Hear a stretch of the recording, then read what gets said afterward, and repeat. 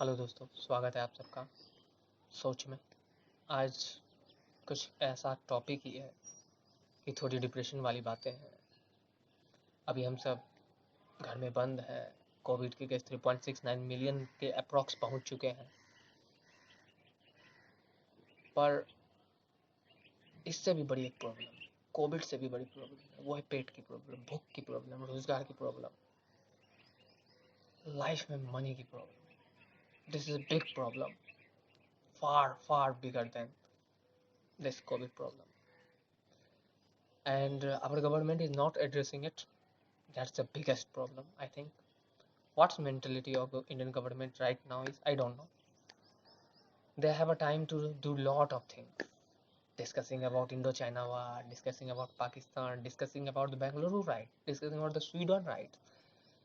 They have a many things discussing about the Susan statue. I'm not talking about this is not necessary, but although together everything, many things are necessary. You must look in for, but you are not looking. That's a depressing actually. I'm talking about actually a job scenario, job crisis. What happened during COVID? And is it really only due to COVID? Or is there is a systematic failure? तो चलिए देखते हैं। सबसे पहले हम SSC CGL की बात करेंगे, जिसका अभी मतलब हालिया मतलब बातें चल रही है कि हम एक चीज़ देखेंगे कि हमारा जो जॉब डिक्लिनेशन है वो बहुत ज़्यादा हो रहा है एक्चुअली। जॉब की डिक्लिनेशन काफ़ी बड़ी प्रॉब्लम है एक्चुअली, और अभी गवर्नमेंट इस बात पे ध्यान नहीं दे रही है। गवर्नमेंट को बहुत सारे टॉपिक्स दिखते हैं पर ये नहीं दिखता है कि अभी हमारा युवा बेरोजगार है। अभी मैं आपको एक रिपोर्ट बताता हूँ, इंडियन इंडियन एक्सप्रेस की हालिया रिपोर्ट है। 41 लाख यूथ जो है अपना जॉब लॉस कर चुके हैं during this Covid, only this Covid. What is मतलब what may be the Covid duration 6 month mainly, और ये 41 लाख लोगों की जॉब जा चुकी है। और जीडीपी भी आपका 23% लॉस हो चुका है। आप कर क्या रहे हो? ठीक है, माना कोविड की भी कुछ हेल्प है, पर आपका कोविड से पहले भी तो वही हाल था। हम बात करते हैं, चलिए एसएससी सीजीएल में पॉइंट पे आते हैं। एसएससी सीजीएल के डिक्लिनेशन पे बात करते हैं। 2014 में 15,000 सीट थी। 2019-20 में आप देखिए घट के 8582 हो गई है। 15,549 कहाँ है और 8,582 कहाँ है? It reduction happen in number is a 6,967 vacancy reduction, and if you look at the percentage, that is nearly 45% reduction in the vacancy of the CGL. That is a lot reduction. आपको समझना होगा कि हमारे India के जो youth है वो job पे निर्भर है, और आप कहते हो आत्मनिर्भर भारत बनाएंगे, तो आप कैसे बनाओगे? By the mocking the youth, by mocking the life of youth. If your administration will read the comments of youth on many YouTuber educator videos, they are saying that they're talking about the mental stress. But you, what you are concerned about the mental stress? Only of the some popular actors. I'm not talking about that is not good, but this is necessary. Okay, and let's come to the another problem, that is railway privatization. Also, it is also an attack on the government job by the Indian Railway as much as by Indian government also. अब देखिए RRB NTPC की बात करता हूँ मैं। 35,000 seat निकाले थे, जिसमें 500 रुपया करके लिया गया था। ठीक है, और ये 28 फरवरी 2019 को आया था ये फॉर्म। ठीक है, मतलब अगस्त की मैं बात बता रहा हूँ। अगस्त हो गया, अभी सितंबर हो गया, तो अप्रोक्स 19 मंथ हो चुके हैं अप्रोक्स, और अभी तक कुछ नहीं हुआ।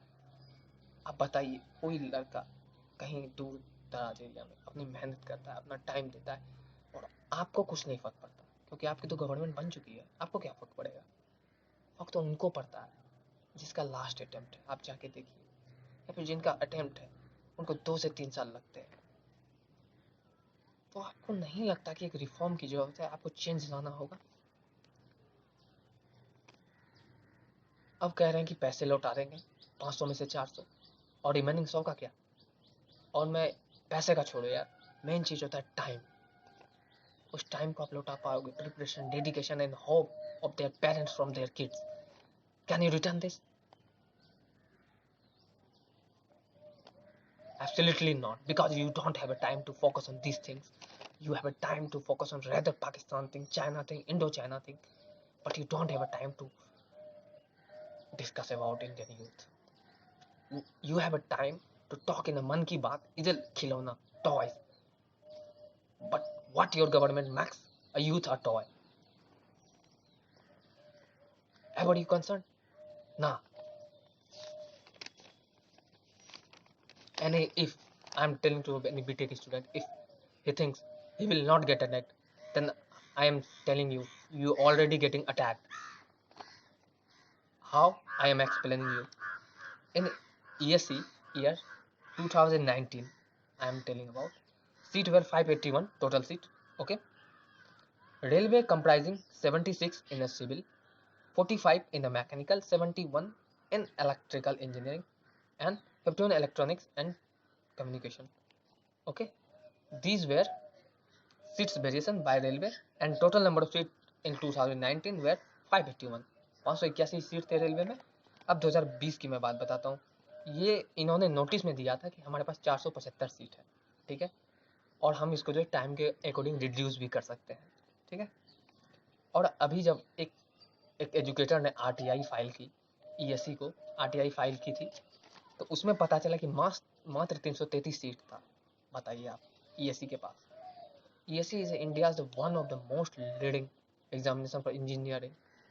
कि मतलब वो सारे डिपार्टमेंट में इंजीनियर को भर्ती करते हैं. और उसमें से जो रेलवे का जब कट ऑफ हुआ, रेलवे को इन्होंने जो छांटा, तो total reduction comes in a seat इधर 248, मतलब 248 सीट का रिडक्शन हुआ. क्या आप 248 सीट का मतलब नहीं समझते कि क्या हमारे साथ घोटाला हो रहा है? और देखो, ये 248 सीट इन्होंने कहा कि हम IRMS से लेंगे.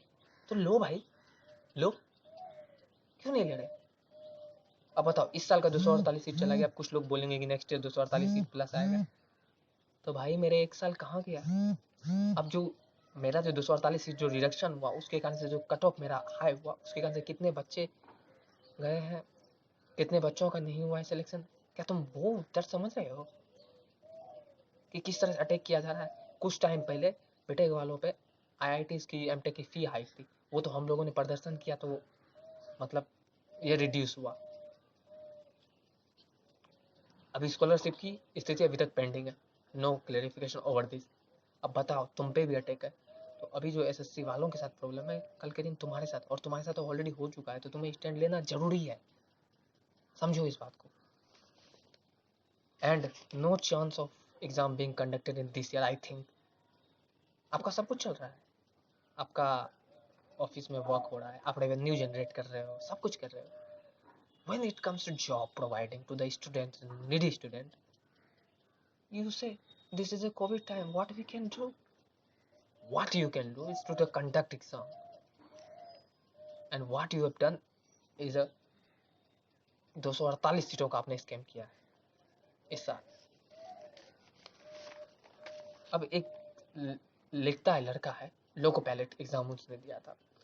उसने कहा, मैं आपको पूरा एक एक लाइन पढ़ के सुनाता हूँ, कि मतलब मैं लोको पायलट का 3 एग्जाम पास करके भी बेरोजगार हूँ. अब सोचिए, उस बंदे ने 2018 में क्वालिफाई किया है. अब बताइए उसके फैमिली पे क्या गुजरती होगी कि उसको आप ज्वाइनिंग लेटर तक प्रोवाइड नहीं कर पा रहे. आपकी क्या सर्विस है? आप कहते हो कि मतलब कोविड के कारण है, आपके ऑफिस तो खुले हुए हैं, तो आपको बहुत देने में क्या दिक्कत है?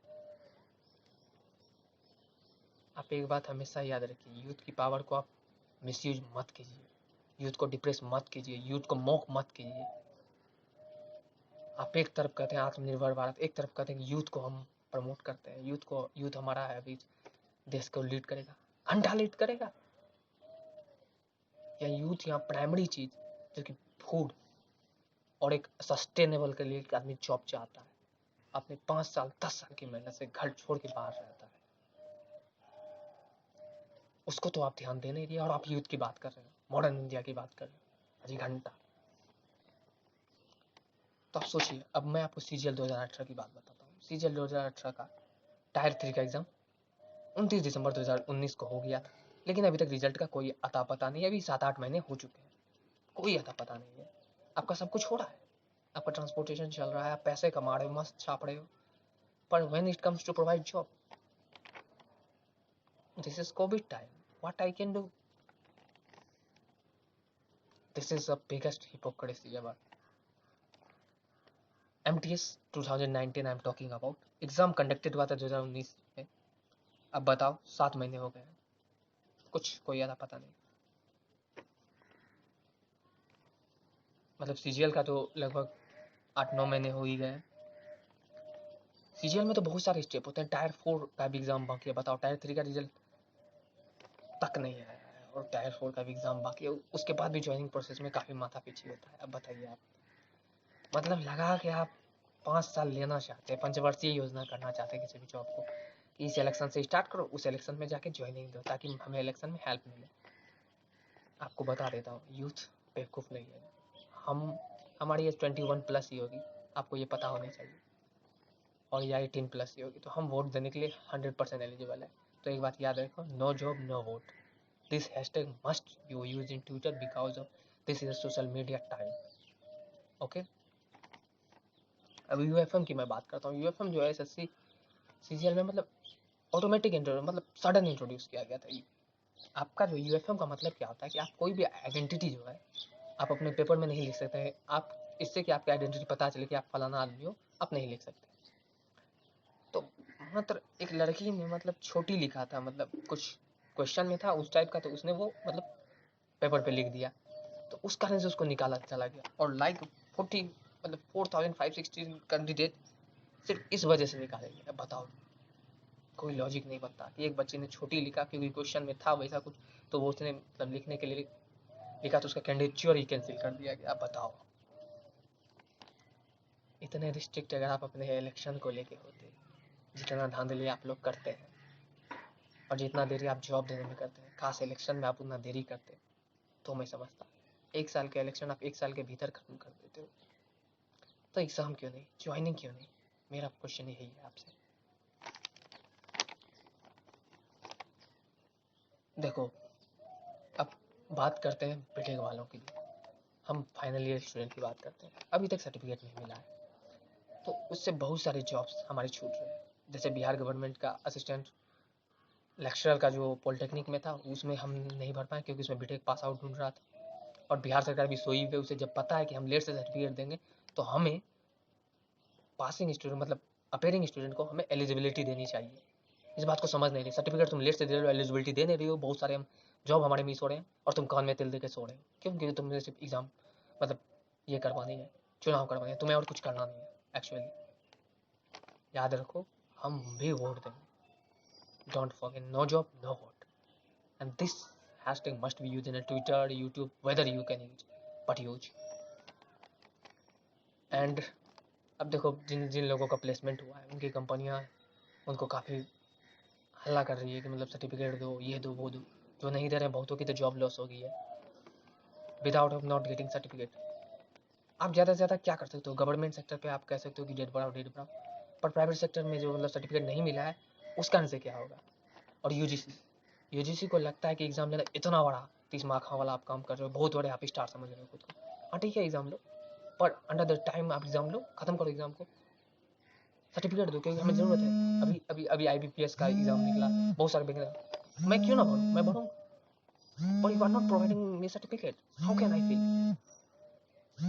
Ever you think how much job form I missed in during 3 to 4 months? But you don't care. I will take exam till November. अरे दिमाग से सोचो भाई, तुम्हारे लिए ईगो की बात है, पर हमारे लिए करियर की बात है। तुम अपने राजनीति में, सरकार और UGC केंद्र सरकार की राजनीति में हमारी करियर बर्बाद मत करो, क्योंकि हमें बहुत सारे फॉर्म भरने थे, हम नहीं भर पाए। और बिहार सरकार से कहना चाहता हूँ, जब आप सर्टिफिकेट टाइम पे नहीं दे सकते तो आपको एटलीस्ट इंजीनियर्स वगैरह की किसी भी भर्ती में आपको फाइनल ईयर को एलिजिबिलिटी देनी चाहिए। और आप ये तो सोचेंगे। हाँ, तो याद रखिए, नो जॉब नो वोट। तो यही सब डेटा है। तो मैं चाहता हूँ कि सभी स्टूडेंट कंसर्न ले इस बार SSC वालों का जो हैशटैग है वो यूज करें, और सबसे बड़ी चीज, no vote no job no vote, this hashtag use in Twitter. और अगर आपको मेरा ये वीडियो अच्छा लगा, कहीं से भी अच्छा लगा, तो आप मेरे चैनल को सब्सक्राइब कीजिए और वीडियो को लाइक कीजिए और ज़्यादा से ज़्यादा लोगों तक फॉरवर्ड कीजिए। Thank you. जय हिंद, वंदे मातरम।